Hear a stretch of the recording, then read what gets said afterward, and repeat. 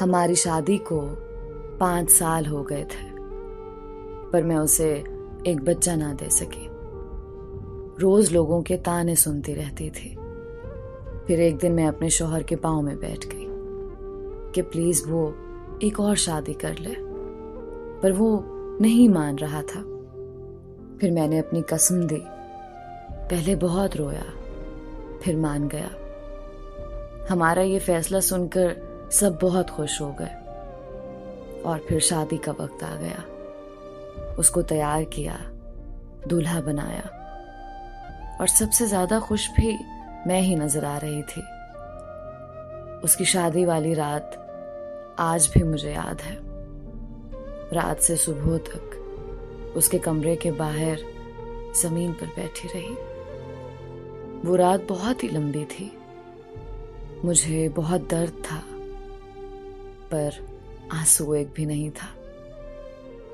सुबह हुई तो दुल्हन को तैयार किया वलीमे के लिए। मेरा शौहर बहुत खुश नजर आ रहा था और मेरी खुशी इसी में थी। असल कहानी तो शादी के बाद शुरू हुई। उसने पूरा 1 महीना मुझसे बात नहीं की और यही चीज मुझे अंदर से खा गई और मैं बीमार रहने लगी। मेरे ससुराल वालों ने उनसे बोलकर मुझे अम्मी के घर भेज दिया।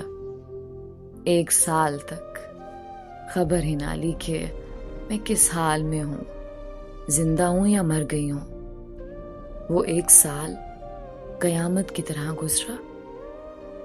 एक एक दिन मेरे लिए कयामत से कम नहीं था। 1 साल बाद अल्लाह ने उनको एक बेटी और बेटे से नवाजा, तो उनको एक नौकरानी की जरूरत पड़ गई और वो मुझे लेने आ गए। वालिदैन के मना करने के बावजूद मैं उनके साथ जाने के लिए तैयार हो गई। सारा दिन मुझसे नौकरानियों की तरह काम लेते, लेकिन उसमें भी खुश थी मैं। बेशक वो मुझे देखते नहीं थे, मुझसे बात नहीं करते थे, लेकिन मेरी आंखों के सामने तो थे ना। सारा दिन काम करती और सारी रात स्टोर नुमा कमरे में जाग कर गुजार देती। दिन गुजरते रहे और मैं इसी चीज की आदी भी हो गई। मेरे साथ जो कुछ भी हुआ था मैं सब भूल चुकी थी। मेरी आजमाइश तो गुजर चुकी थी। मैं अपनी आजमाइश पर पूरी उतरी थी। एक दिन वो अपनी बीवी बच्चों के साथ शहर से बाहर गया हुआ था और उसकी कार का एक्सीडेंट हो गया, जिसमें वो खुद तो बच गया, लेकिन उसके बीवी बच्चे अल्लाह को प्यारे हो गए। अपने बीवी बच्चों की मौत के बाद वो हद से ज्यादा परेशान रहने लगा था और इसी तरह 4 महीने गुजर गए। जब उसका गम थोड़ा कम हुआ, हालत थोड़ी ठीक हुई, तो उसने मेरे नजदीक आना शुरू कर दिया। लेकिन पता नहीं क्यों मुझे उसका नजदीक आना अजीब सा लगा। पता नहीं क्यों मुझे उसका पास आना अच्छा नहीं लग रहा था, पर मैं कर भी क्या सकती थी। मजबूर थी। अपने पास आने से मना भी नहीं कर सकती थी। मर्द आखिर मर्द होता है, वो अपने आप को एडजस्ट कर लेता है। लेकिन मुझे अपनी जगह पर आने के लिए टाइम लगा। हम दोबारा वैसे ही हो गए जैसे पहले थे। वक्त गुजरता रहा। अब मैंने दोबारा अपने ऊपर तवज्जो देना शुरू कर दी। हर वक्त बंद सवर कर रहती और इसी तरह वक्त गुजरता रहा। मैंने पुरानी सारी बातें भुला दी थी, यहाँ तक कि मैंने कोई गिला शिकवा तक नहीं किया। मेरे साथ जो कुछ भी हुआ था मैं सब कुछ भूल चुकी थी। वक्त गुजरता रहा और मुझे वक्त गुजरने का पता भी ना चला। आज हमें दोबारा एक साथ रहते हुए 1 साल 4 महीने और 10 दिन हो गए थे। पता नहीं मेरी खुशियों को किसकी नजर खा गई और हमारे घर में उनकी तीसरी शादी की बात होने लगी और उसके घर वालों ने उसको तीसरी शादी के लिए मना लिया। लेकिन इस बार मैंने उनको मना कर दिया कि आपने शादी नहीं करनी। लेकिन वो बज़िद था कि मैंने करनी ही करनी है। उसके पाँव में बैठ गई, उसके पाँव को हाथ लगाया कि खुदा के लिए अब तीसरी शादी नहीं करो। लेकिन उसने मेरी एक ना सुनी। मैं पूरी रात रो कर गुजारती, लेकिन उसको मुझ पर तरस भी ना आया। और आखिर वो दिन आ गया जो उसके लिए तो खुशी का दिन था, लेकिन मेरे लिए कयामत से कम ना था। यानी वो निकाह का दिन था। उसी दिन मेरे अम्मी अब्बू मुझे लेने के लिए आ गए, लेकिन मैं जाने के लिए राजी नहीं थी। उसने आज हद कर दी थी। मेरे माँ बाप को बेइज्जत किया, बुरा भला कहा। मैं अपनी बेइज्जती बर्दाश्त कर सकती थी, अपने माँ बाप की नहीं। उसने तो यहां तक कह दिया कि अपनी बेटी को जाते हुए साथ ले जाना। और मैं अपने माँ बाप के साथ मैके आ गई। अभी मुझे अपने मैके आए हुए 3 दिन गुजरे थे। तबीयत खराब हो गई, अम्मी के साथ अस्पताल गई तो वहां जाकर पता चला कि मैं माँ बनने वाली हूँ। मैं इतनी खुश थी कि मेरी खुशी की कोई इंतहा न थी। जब से मुझे पता चला कि मैं माँ बनने वाली हूँ, मैं बहुत ज्यादा खुश थी। मेरे साथ उसने जो कुछ भी किया था, मैं सब कुछ भूल चुकी थी। लेकिन मैं उसके पास नहीं जाना चाहती थी। मैंने फैसला कर लिया था कि मैं अपनी जिंदगी अपने सहारे जीऊंगी। और ये बात जब मैंने अपने माँ बाप से की तो मेरे बाबा ने बोला कि आपकी जिंदगी है, आप जैसे मर्जी जियो, हमें कोई एतराज नहीं है। यहां से मैंने अपनी नई जिंदगी का आगाज किया।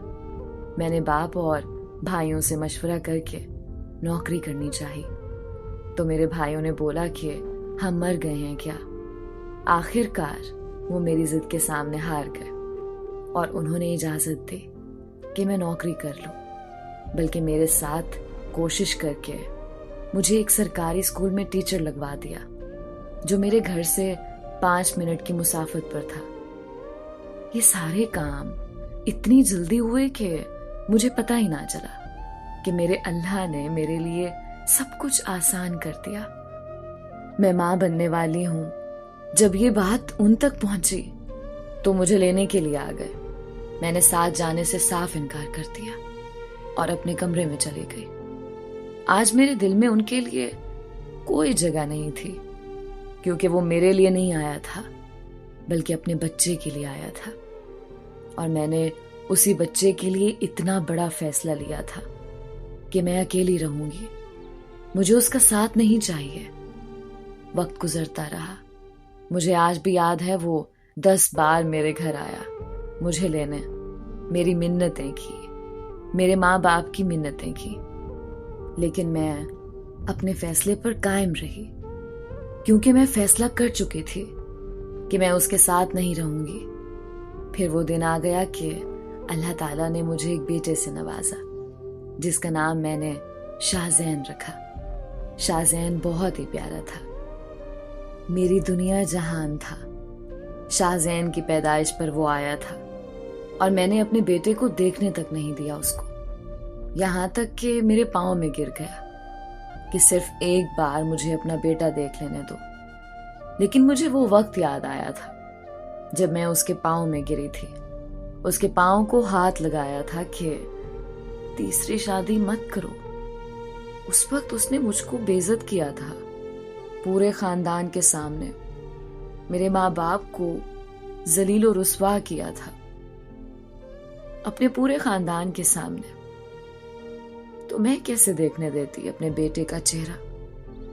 मेरा बेटा तो मेरे लिए सब कुछ था। उसको तीसरी बीवी से भी औलाद ना मिल सकी। उसने बहुत कोशिश की कि मैं वापस आ जाऊं या फिर मेरा बेटा मुझे वापस कर दे। बहुत कोर्ट कचहरियों के चक्कर लगवाए, लेकिन मैं तो अपनी जिंदगी में खुश थी।